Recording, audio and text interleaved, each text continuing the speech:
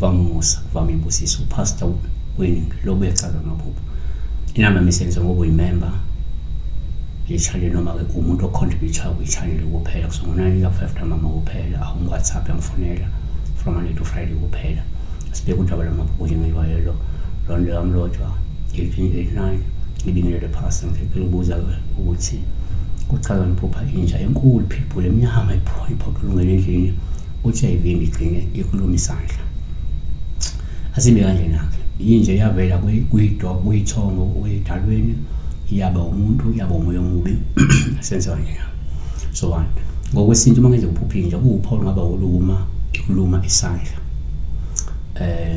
ngoba ungafuni ingene endlini lokho kusho ukuthi kungenzeka kunesidalwa ngabe ngesibi noma isithukuthele futhi esizokushaya emsebenzini wakho noma ngakwenza imali ngenxa ukuthi ke ngenzeka kukhona ukwenza okuzivimbayo okwenza singakwazi ukungena ngaphakathi ekhaya noma ukusondela ekhaya noma ke ukungena nje sihlale kulowo msamo wakho yabona so sefuna ubheke ukuthi izinto engiyenzayo ngenzeka isihindering isidalwa iphoqela isidalwa ukuthi singangeni singakwazi ukusondela yabona.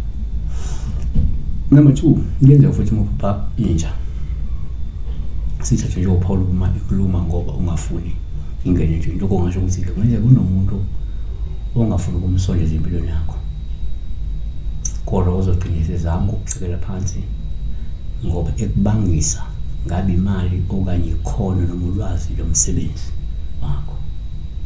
Amahubo 22:16 ngokuba ke izinja ziyangibonganyela umbondo wababi ungizungezile isandla sami ezinyawo zami basibhokozile. Kanti Izakha 16:17 uIzakha 26:17 odlula nje ehlanganyele ukuxabana ongesiko kwakhe unjengombonda unjengobamba inja ezindlebe zayo.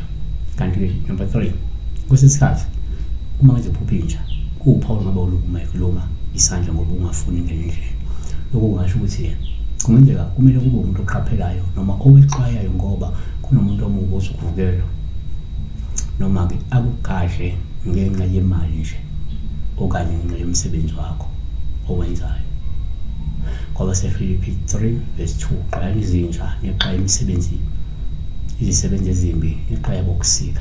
Kanti amaHubo 22:20 sindisa umphefumulo wami enkembeni ukuphila kwami emadleni ezinja. Sibheka la inja uma ikhuluma esandleni uNkulunkulu akakulonde phela iphumelele ake senze kanje ngaza kwethu. Kunesikolo esilapha silapha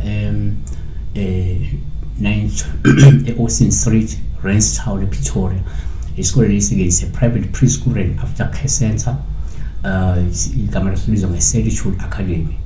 So ungakwazi ukuvakashela iwebsite yabo ethi www.certitudeacademy.co.za. Sirana ngumfowethu omncane, my younger brother.